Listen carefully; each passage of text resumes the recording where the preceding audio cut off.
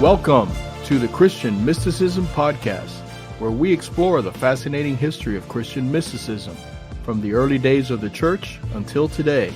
I'm Alberto de la Cruz, and I'm joined by my co-host, Dr. Carlos Eire, the T. Lawson Riggs Professor of History and Religious Studies at Yale University. Welcome back, Carlos. It's always great to be here. It's good to hear from you again, and I've been waiting with anticipation. Had a great time with our last episode, the first part on Saint Teresa of Avila. We talked about her life, an amazing life, incredible, including family secrets and scandals, and the possibility that we may have never had heard of her.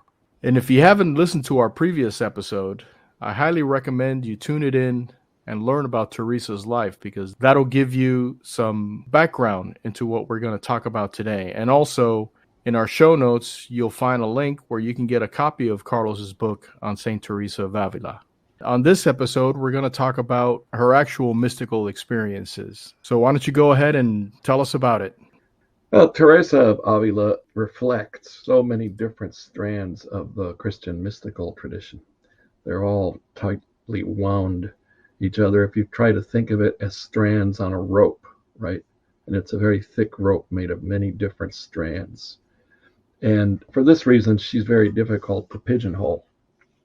But I guess the briefest possible description of what kind of mysticism she represents is that, she is an affective mystic. She's very much into affection, love, experiencing the love of God, and also a visionary. She had many visions.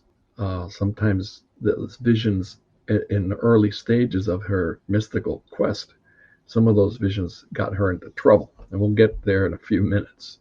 So she's effective, she's a visionary, and she's also very much an ecstatic. She goes into ecstasies, and very interesting things happen during those ecstasies too. We'll get to that soon enough.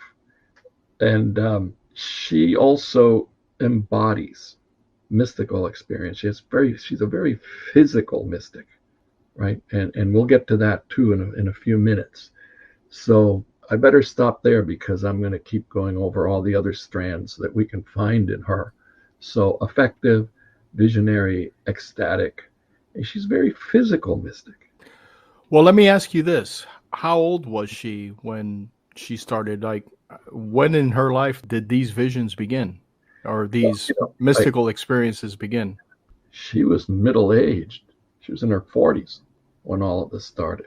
And, she had been a nun. She had been in a convent since she was a teenager, except for the time off from the convent when she was very ill and almost died. She had spent so much of her life in a convent, praying all day, going through all the required hours of prayer that she had to observe. So all of a sudden, in her 40s, those books that we mentioned in the last podcast that she got, some of them she got from an uncle of hers when she was very sick. They had an effect on her, and she began to practice the methods of prayer suggested in those books. And we talked about this last time too. She began to practice, and these are Spanish terms, of course, recogimiento, sort of a gathering in of herself, kind of going deeply in, not up to heaven, not up in a spatial sense, going up, but going in, gathering your senses, concentrating on prayer, and especially trying to have a kind of prayer that is more like a conversation than a recitation of set prayers, like the Our Father or the Hail Mary, right? And she would say later in life that, this kind of quiet prayer, it's like having a conversation with a good friend.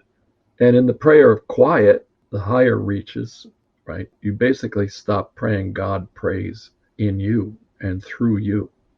There's also another Spanish term, which is very close to one of the teachings of Meister Eckhart, dejamiento. Dejar is to leave something behind or leave it alone. Deja eso. Dejamiento is what Eckhart in German called Gelassenheit, letting go, letting be, having no attachment to physical things. So she is, through several generations, a disciple of Meister Eckhart. Her first ecstasy, however, and this is very, very Catholic, and we have to keep in mind that she lived when the Protestant Reformation was taking off. She was born in 1515, and the Protestant Reformation began in 1517.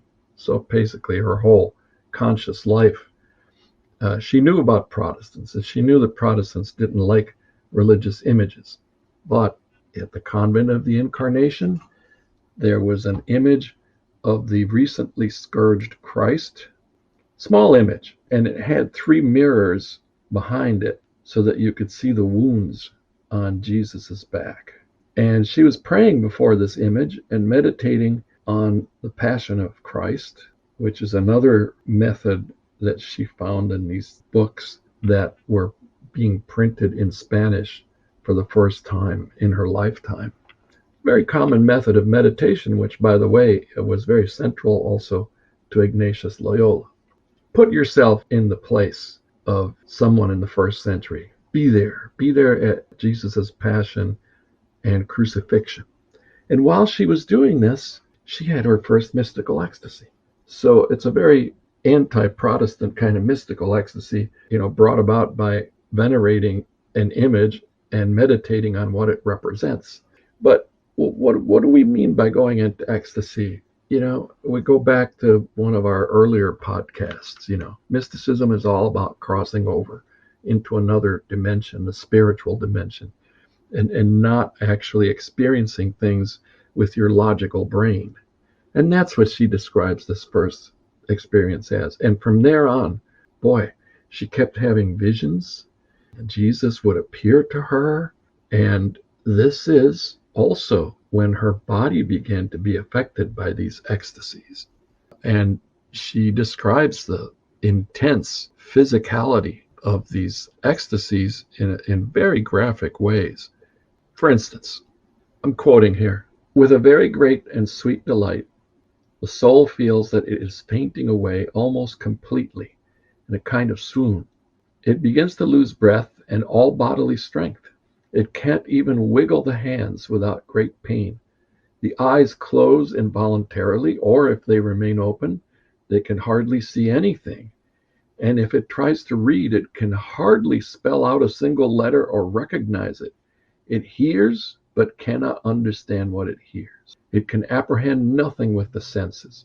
Speaking is impossible, for it cannot bring itself to form a single word, and even if it could, it would not find sufficient strength to pronounce it.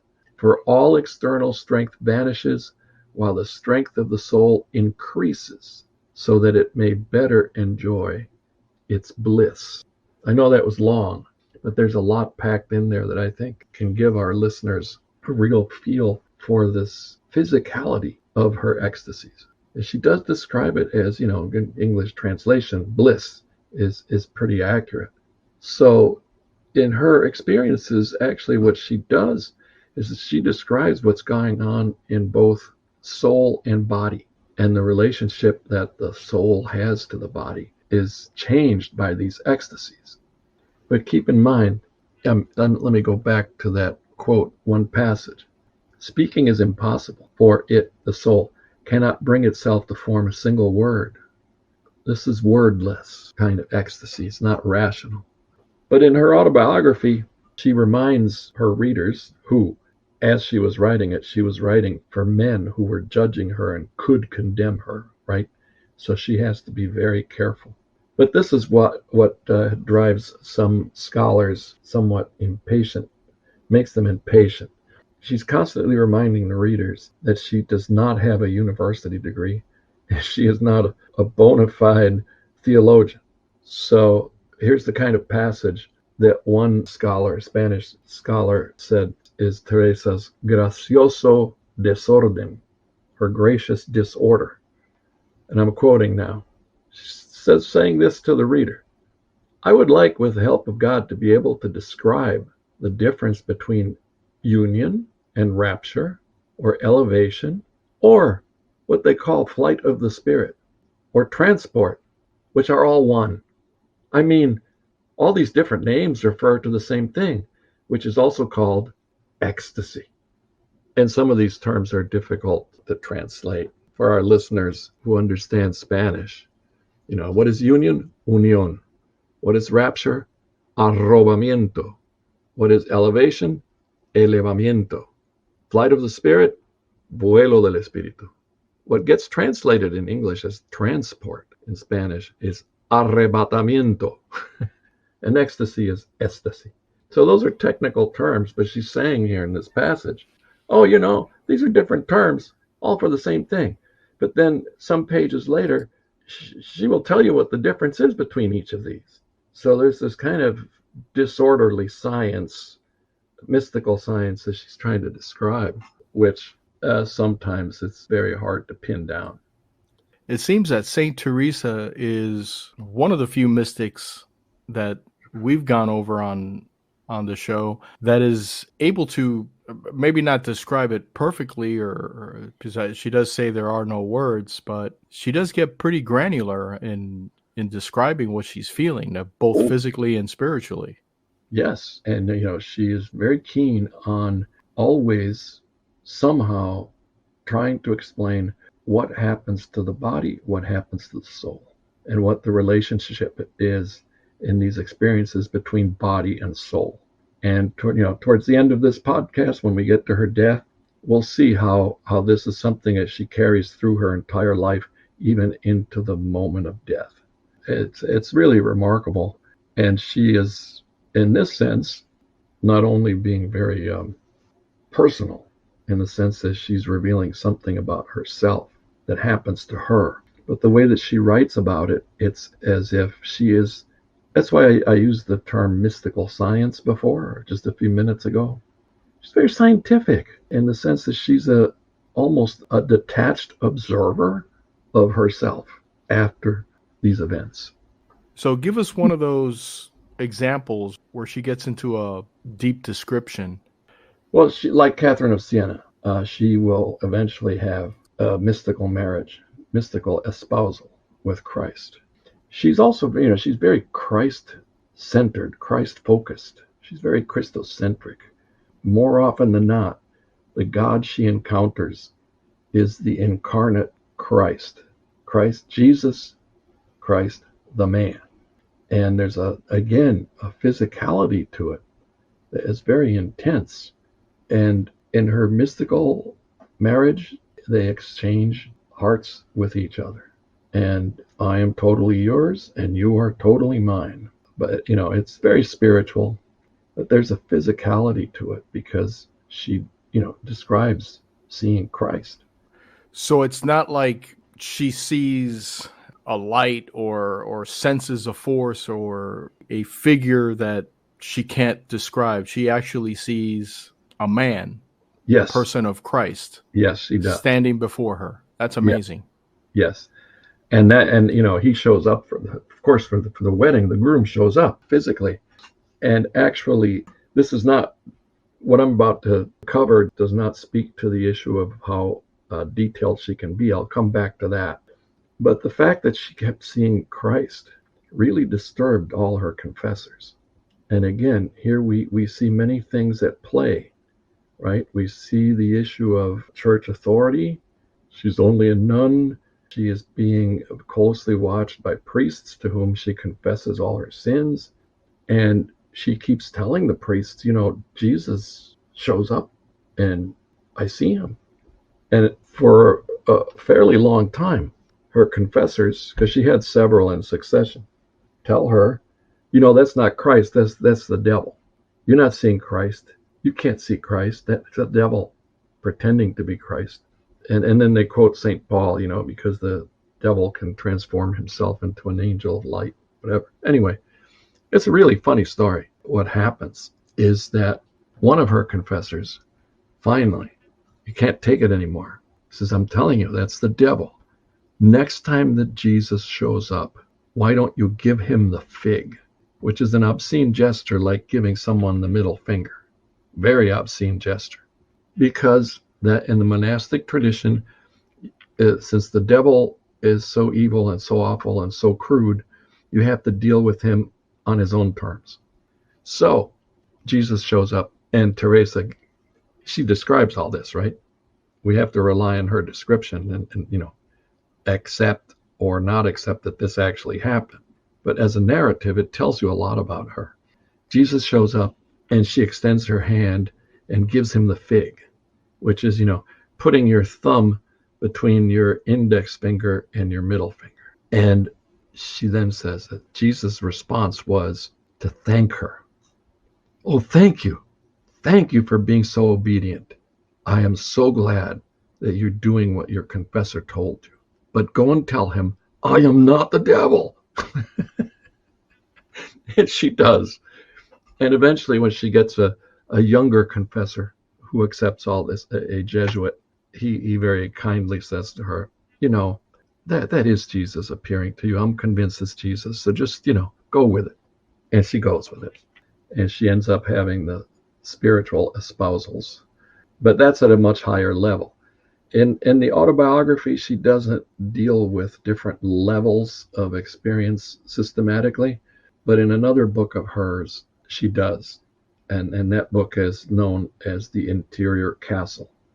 The full title in Spanish is Libro de las Moradas del Castillo Interior. The book of basic moradas is rooms in the interior castle. What does that mean? Well, it means that her whole mystical path has been going inside herself.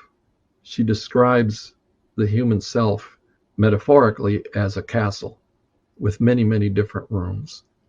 Taking a cue from the gospel passage, in my Father's house there are many mansions. And at the very center, in the most innermost room of that castle, one finds God. And she describes him as a sparkling diamond at the very center. But you go through different levels, 7 different levels. And she explains that all in the interior castle. Before we get into that, I wanted to ask you, going back a couple of minutes when you mentioned she was very Christ-centered and her visions were mainly of Christ. Was that just exclusively Christ, or did she ever see the Father? Did she get any insight in terms of the Trinity? Oh, yeah, she certainly does.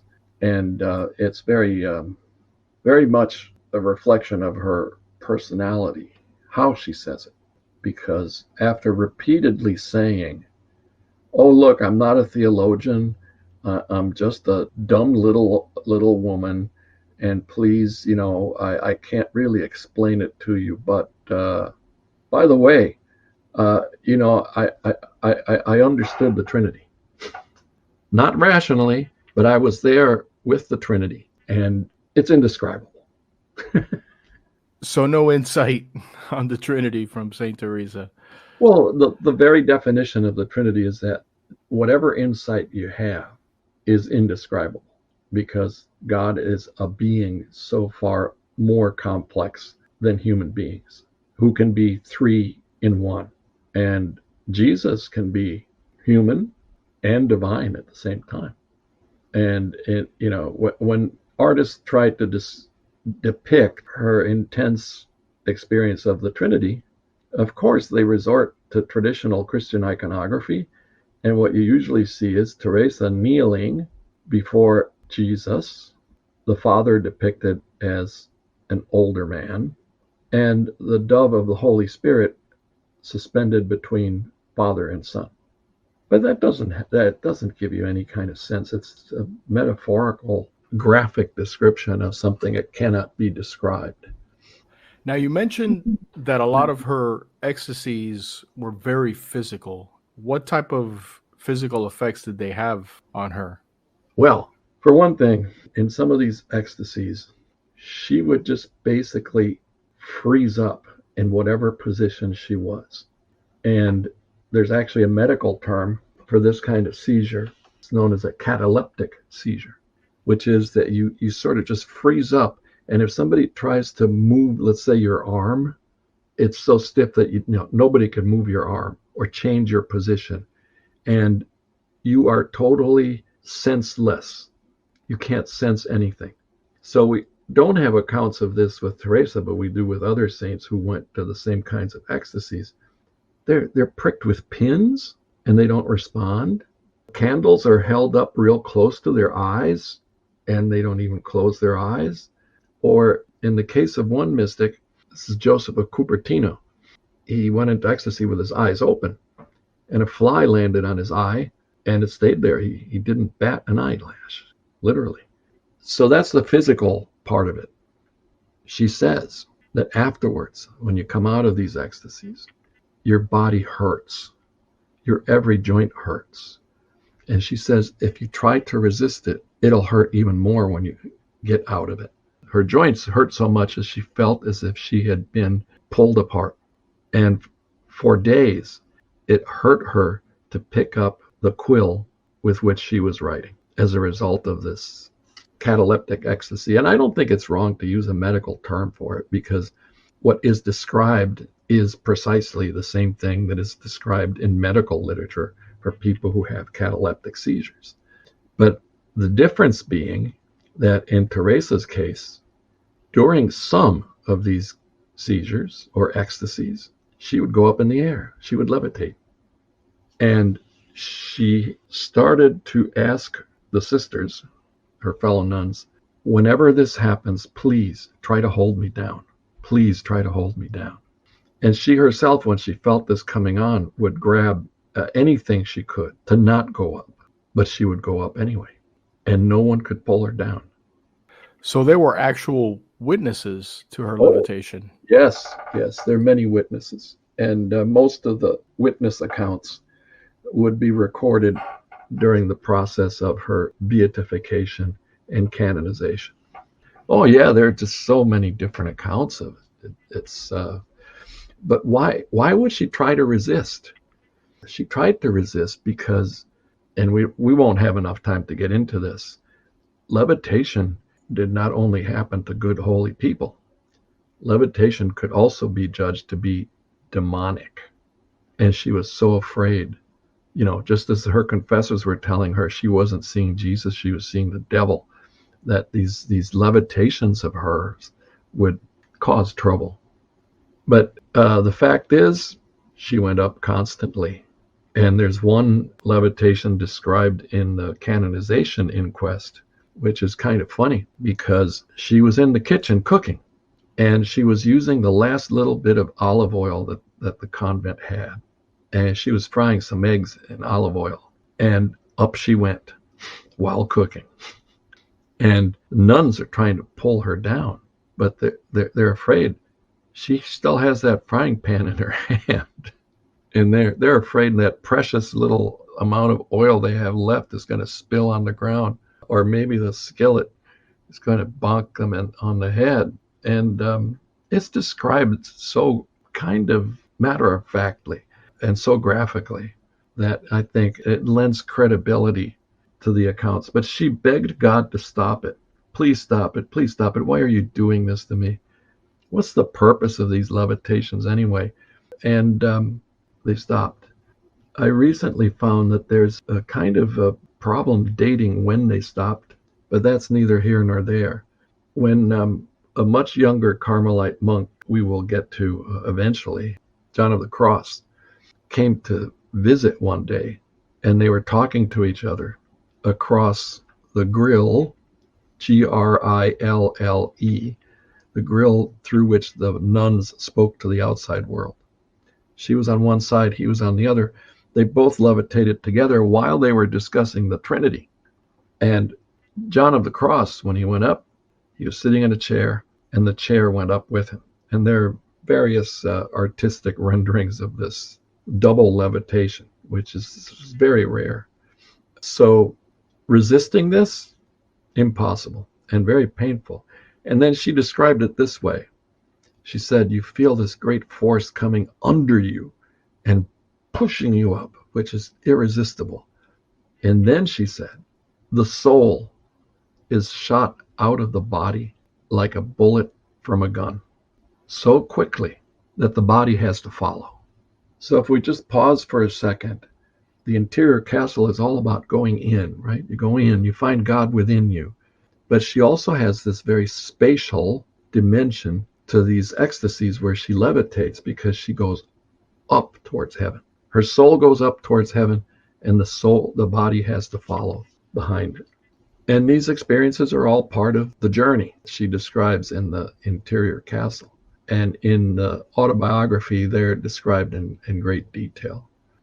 Now, so far, all of the ecstasies we've spoken about with Saint Teresa have had a physicality to them, as you mentioned, her soul being carried up to heaven and the body following. Did she ever have any what we would describe today as out of body experiences during her ecstasies? Well, all the ecstasies are, literally out of body because, as she describes in that passage I read before about the body kind of just almost literally dying away, your senses being incapable of doing anything, your body is in some kind of dormant state, and your soul, you're out of it. But also simultaneously at the same time, you're aware of what's happening to your body. And it's all blissful and painful at the same time. So here we are in the realm of paradox again, right? She is very graphic about the way in which the body reacts to these spiritual realities. And ultimately, she's not a philosopher, she's not a theologian. She keeps reminding you in the autobiography and in all her other texts too. She'll tell you she can't explain it, but actually she does explain quite a bit in detail about the effects that these spiritual ecstasies have on her body. Now, you mentioned she would feel soreness. She felt like her body had been taken apart and, almost as if you had run a marathon and how you feel the next day, your body being put through that. But did she have any physical remnants such as, a scar or a broken bone or No, anything like that? Did she ever experience anything like that? no, she didn't receive the stigmata, which is, a very rare mystical gift. She didn't get the stigmata, the wounds of Christ. But she did have visions in which she actually felt an enormous amount of physical pain. And one of these visions, known as the transverberation, is fairly strange because what happened was that as she was praying, an angel shows up and he's holding a weapon in his hand. The Spanish word she uses for it is dardo. Now, dardo in the 16th century was something about halfway between an arrow and a spear. So like a short spear. And here I'm going to read from her description of this. This angel, she says, he thrust this dart, the dardo, through my heart, and at times it seemed to reach down to my very entrails.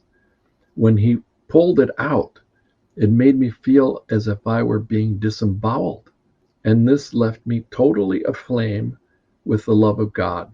The pain was so great that it made me moan, and its sweetness so excessive that it made me wish it would never end.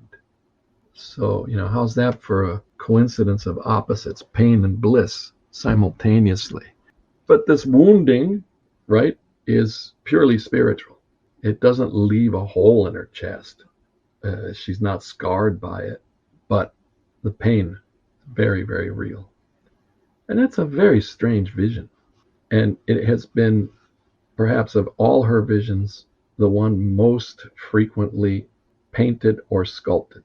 And the most famous of these images was Italian artist Gian Lorenzo Bernini, who in marble captured this experience with such artistry that his image, his marble image, which is in a church in Rome, if you look up St. Teresa and Google St. Teresa transverberation, most of the images you'll get are Bernini's portrayal of this.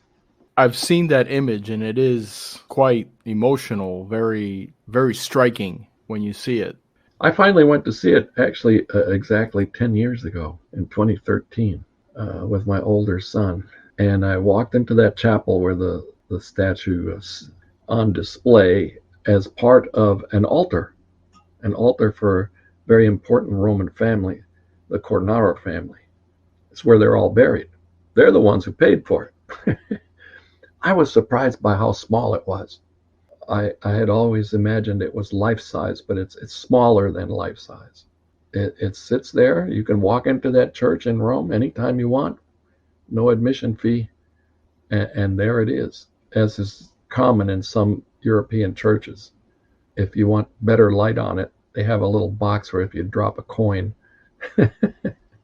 a light turns on for a little while so you can see it better. It makes me laugh every time I think about it, having to pay to see artistic rendition of a mystical ecstasy. So, she has angels. The thing is that I think also reflective of her Christocentrism is that the Virgin Mary is not very much a focus of her mystical experiences, although she is part of it, but it's Christ who's up and center.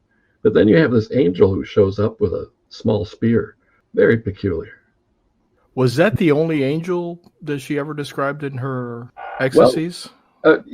She doesn't describe angels, but she does say, in this very description of known as the transverberation, that she immediately recognized them as a seraph, which means, she saw angels frequently, and she got so good at distinguishing between them that she knew that the rank of this one who showed up.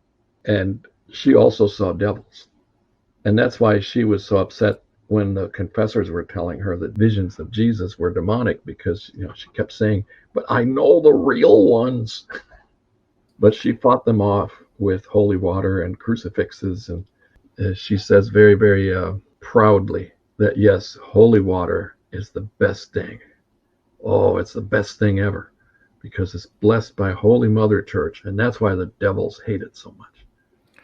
Did she ever describe those encounters with the devil?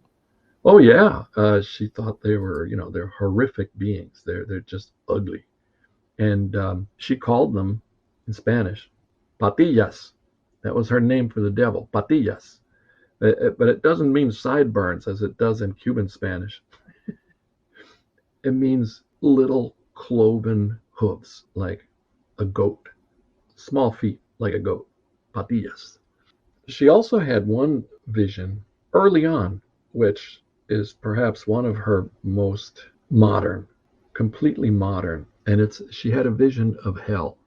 But her hell that she went to was not this wide open space, with flames and devils and people being tortured real close to each other or being pressed against each other. No, it was a tiny little cavity in this awful, stinking, muddy passageway. And it was basically a hole in the wall, like a hole into which you would put a microwave oven, right? And it was for her. It was designed especially for her. And in there, she couldn't move. She was all scrunched up in a fetal position in there. And it was hot and awful. And, there was no devil stabbing her with a pitchfork or anything like that. It was her having to be there for eternity without God that was the full horror. The heat and the suffocation and the slime and all this other stuff that she describes in great detail. The worst thing about it was that this was her place for eternity, that she deserved. And actually, that was one of her very first set of visions, which scared her tremendously. I mean, who wouldn't it scare? Yeah. To see something like that. I'm curious, in her visions where she spoke with Christ, did he ever explain to her why she was encountering the devil and why she was having these visions? Did she ever write that she got any explanation? There's no developed demonology in Teresa other than the power of Christ and the power of the church, of his church, to always conquer the devil. But no, there's no cosmic explanation of what happened, no story of how the angels fell, the angels who became devils or anything like that. No. And, her experiences with Jesus are not prophetic either. He's not telling her what's going to happen in the future. He's not telling her what's happening in the present with the church or giving her instructions, go do this or go do that. They're intense personal bonding experiences rather than, let's say, dictations. There are many mystics who've had visions who, basically get dictated to, and they take down what they're being told. This is not Teresa. This is also, I think, something that makes her very modern, because this individuality of her hell is unlike anything that I have ever read from the earlier centuries. It might be there, I just have not found anyone dealing with it this way, having this very personal hell. No, Teresa is extremely unique. And as I said at the beginning of the previous episode, which was the first part of this 2-part series, this is who I was thinking of when you and I were talking about starting this podcast, because she really is extremely unique. And there's other mystics that are unique as well. But for some reason, Saint Teresa just touched me. I found it incredibly inspiring and just a great story. Yeah, and there are legends that grew up around Teresa, and one of them is her honesty, speaks to her honesty with God. I mean, she's levitating as she complains. She's kind of like Abraham in the book of Genesis, bargaining with God over the destruction of Sodom and Gomorrah. Stop doing this to me.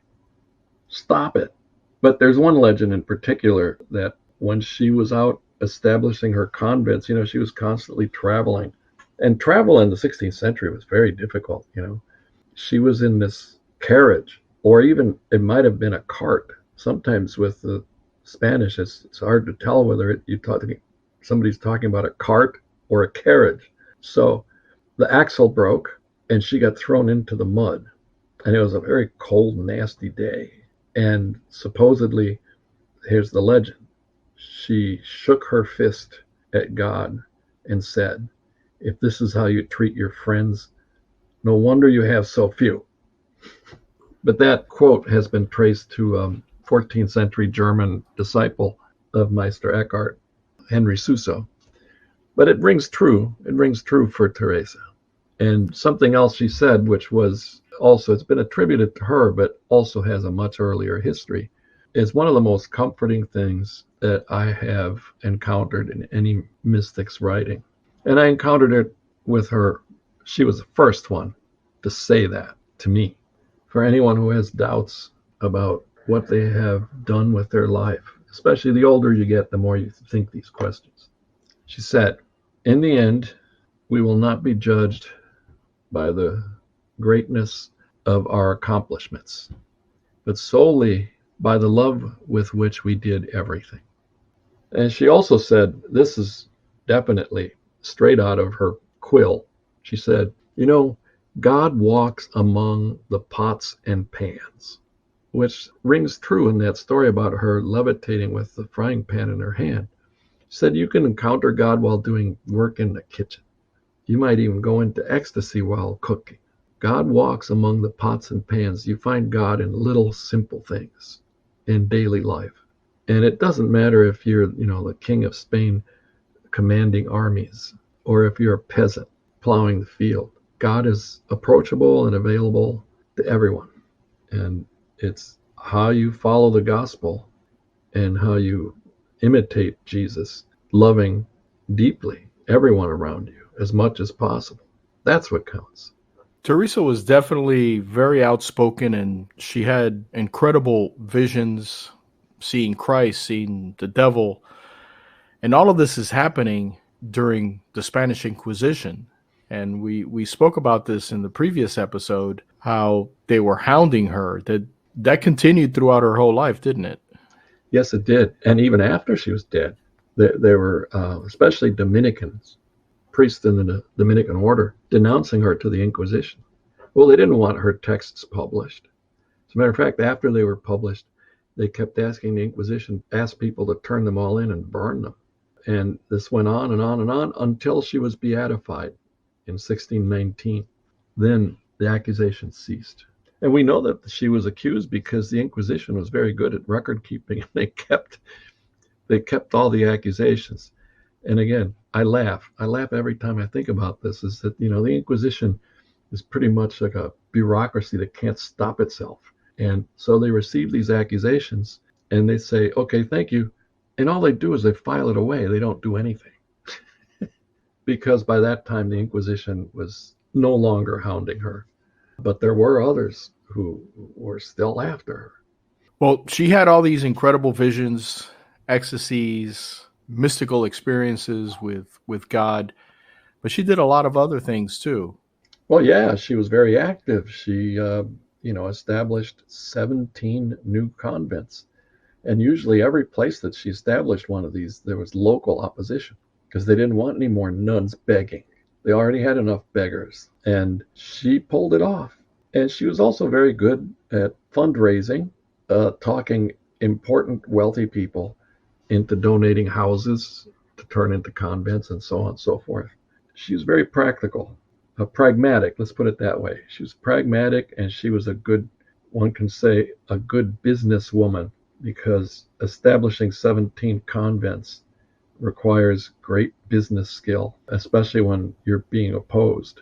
So she's very active. And this also is a pattern in many Christian mystics, is that, they're not locked up in their room constantly in ecstasy, cataleptic ecstasy. They're out doing things, changing the world. And I've had many instances where people have told me, oh, she's not a reformer. She's not doing social work. She's just making more convents. But that's a way of reforming. And what her Discalced Carmelite order would go on to do is a great social service. In the 21st century, Catholics, especially in the United States, tend not to think this way. But these women, they're dedicating their entire lives to praying not for themselves, but for others. And they also get involved in works of charity in one way or another. And especially in Teresa's Discalced Carmelites, they'll take any girl or young woman who wants to be a nun. They don't need a dowry. So it actually opened up this whole realm of experience and life to women who were poor. And that's, for the 16th century especially, a great accomplishment.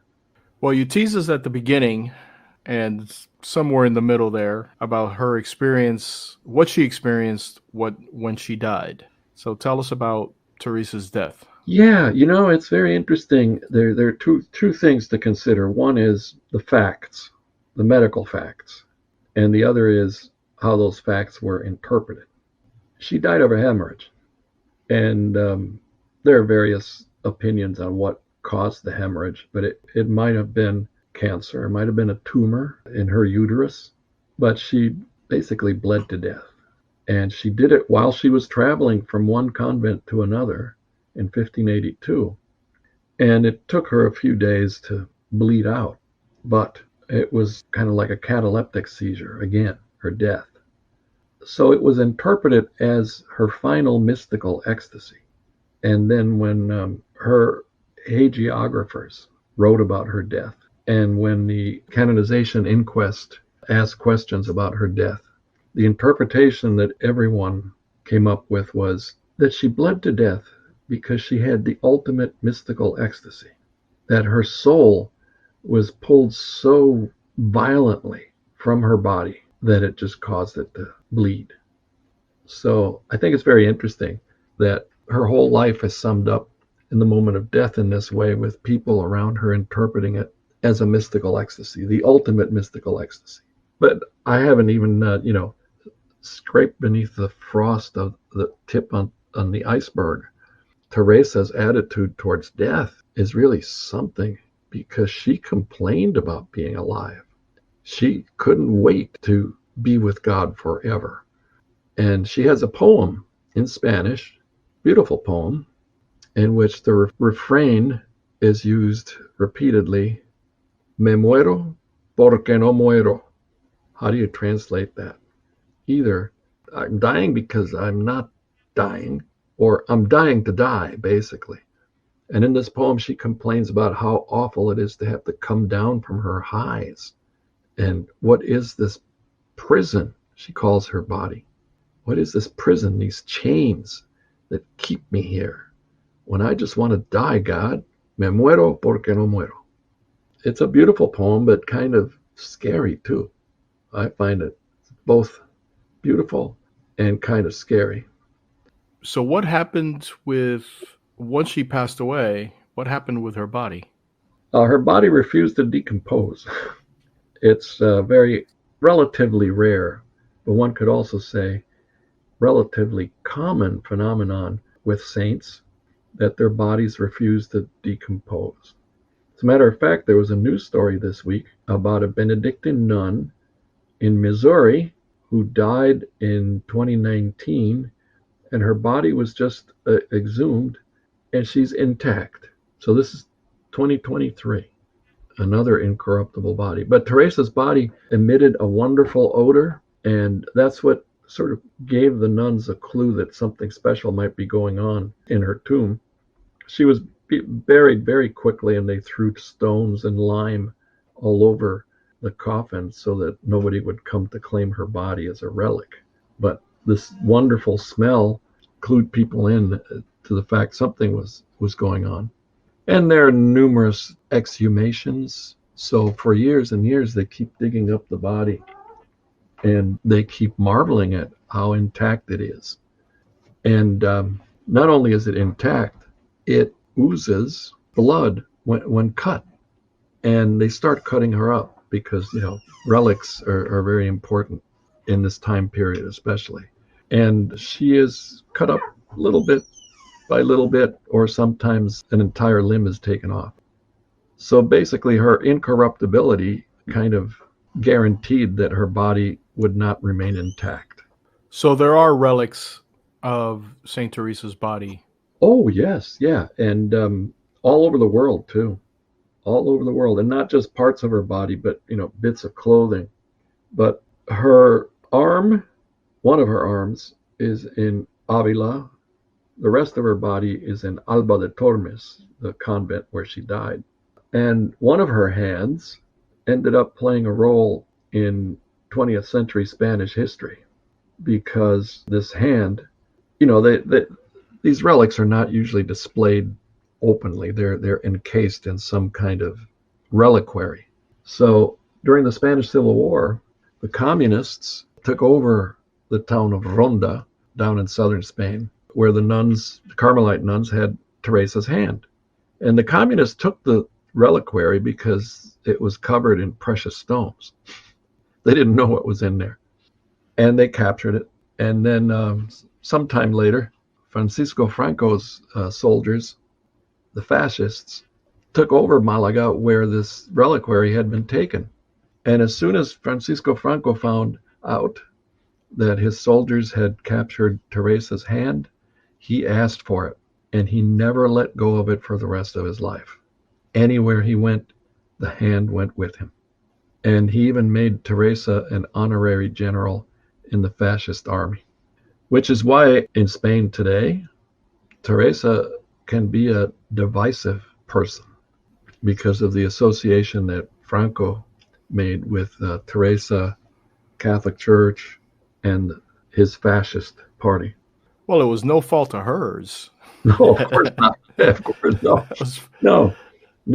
400 some odd years later, it's not her fault. There's a Spanish expert on mysticism who passed away a number of years ago. I got to meet him in 1984, and he tells a story that's kind of chilling, which is for some reason he got called in to see El Generalissimo, Francisco Franco. And he went, and he was led into Franco's office, and Franco was seated very close to Teresa's hand. It was on his desk, and he was sipping hot chocolate and signing execution orders. And these things tend not to belong together. People say that doesn't belong together, but the sad fact is that our world is so messed up that, well, sometimes the holy plays an ironic role in everybody's life. Well, once again, it's no fault of hers. I'm thinking of Raiders of the Lost Ark, where the whole storyline is the Nazis believing they can get the Ark of the Covenant and unleash the power of God on their enemies. Well, this is just the way that things sometimes turn out. There was actually a lot of nasty, very nasty tug of war between the nuns at Avila who wanted the body and the nuns at Alba who had the body. And there were lawsuits, and the case went all the way to Rome. And Rome eventually decided in favor of the nuns at Alba because the Duke of Alba was one of the most powerful men in Spain. And you can imagine most of us try not to think of what will happen when we're gone, how those who come after us will think of us, or what they might do with with us, our property, or even our corpses. And no one can ever imagine what's going to happen.